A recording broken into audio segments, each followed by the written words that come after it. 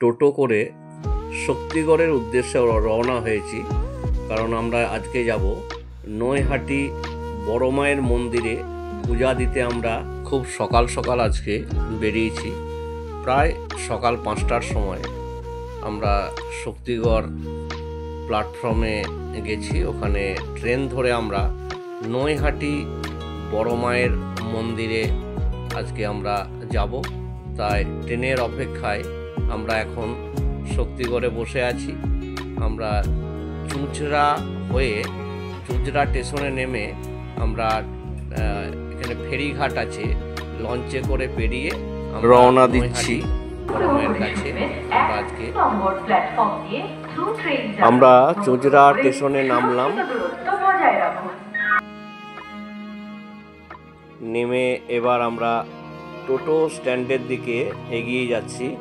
আমরা টোটো করে যাব নৈহাটি ফেরিঘাটের দিকে। আমরা নৈহাটি বড়মা ফেরি যে ঘাট, সেই ঘাটে পৌঁছালাম। এবার আমরা ফেরিঘাটের টিকিট কাউন্টারে যাব। পার হেড আমাদের টিকিট নিল 8 টাকা করে, মাথা পিছু আমাদের টিকিট আমরা কাউন্টার থেকে সংগ্রহ করলাম। এবার আমরা ফেরিঘাটের দিকে এগিয়ে যাচ্ছি লঞ্চে চাপবো বলে।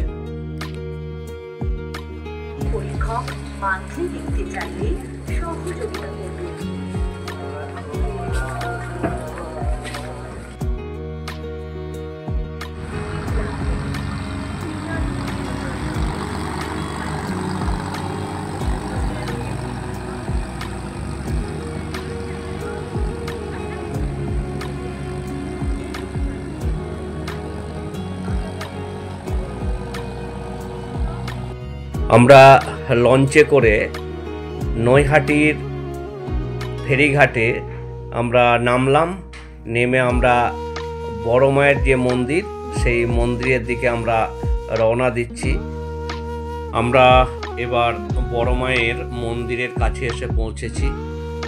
আপনারা দেখতে পাচ্ছেন যে বহু ভক্তের সমাগম হয়েছে।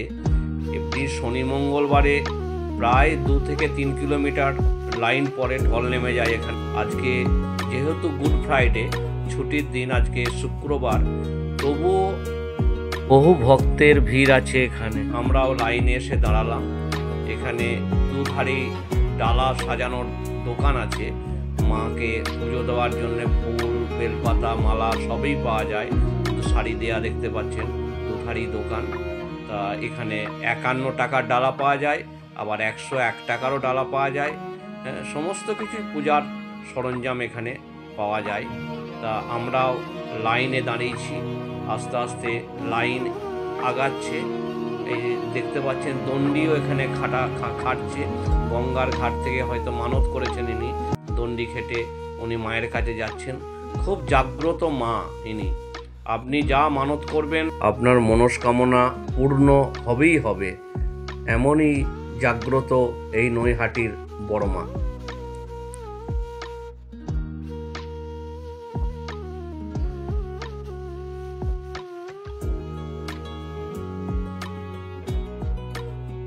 আমরা এখন মায়ের মূল মন্দিরে মায়ের সামনে প্রবেশ করে গেছি। এখন এখানে পুরোহিত মশাই আছেন, তাদেরকে আমরা আমাদের পুজোর সামগ্রী দিয়ে আমাদের গোত্র বলে আমরা পুজো করে নেব। এবং আমরা এই মন্দির থেকে একে একে, এখানে সিকিউরিটি সব আছে, তারা একে একে সকলকে পুজো দিয়ে 2 নম্বর গেট দিয়ে বের করে দিচ্ছেন। আমাদের মন্দিরের পূজা কমপ্লিট হলো। আমরা এখন বাইরের দিকে একটু বেরিয়ে যাচ্ছি।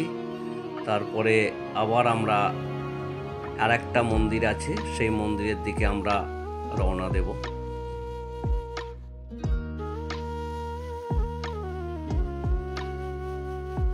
আমরা পুজো দিয়ে এবার দ্বিতীয় মন্দির আর একটা আছে গঙ্গার ধারে, মা ব্রহ্মময়ী মন্দির, সেই মন্দিরের দিকে যাব। আমার এই ছোট্ট ভিডিওটি যদি আপনাদের ভালো লাগে, লাইক, কমেন্ট ও শেয়ার করবেন এবং আমার এই চ্যানেলটিকে আপনারা সাবস্ক্রাইব করবেন।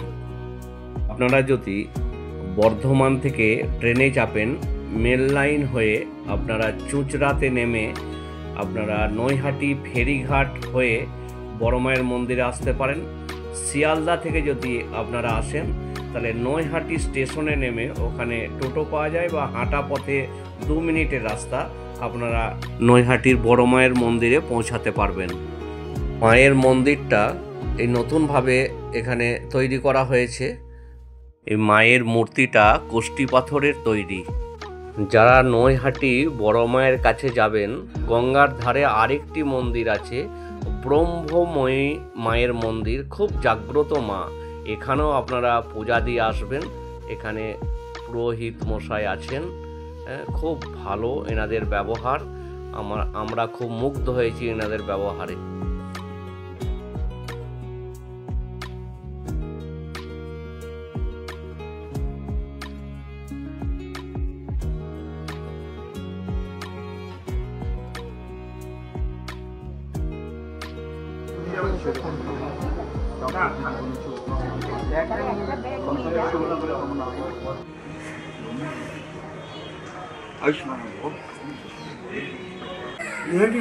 আমি এখন এসেছি নৈহাটি ব্রহ্মময়ী মন্দিরে।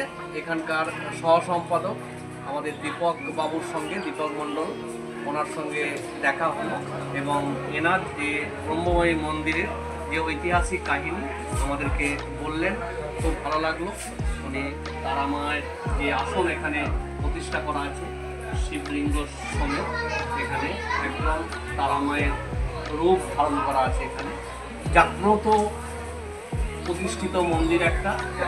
যারা যা কিছু মানত করেন সেই মানত সফল হয় তাদের, এবং একবার যদি কেউ মানত করে যায় সেই মা, ব্রহ্মময়ী মা, সেই মানতের কথা তাকে আবার মনে করিয়ে দেন। এটা আমরা শুনলাম আমাদের সহ সম্পাদক ব্রহ্মময়ী মন্দিরের দীপক মণ্ডল মহাশয়ের কাছে। আপনারাও এসে ঘুরে যাবেন এই মন্দিরে, খুবই দর্শনীয় স্থান। আমরা এখন বাড়ির দিকে রওনা হচ্ছি। যদি আমার এই ভিডিওটি ভালো লাগে তাহলে লাইক, কমেন্ট, শেয়ার করবেন, চ্যানেলটিকে সাবস্ক্রাইব করবেন। নমস্কার, ধন্যবাদ।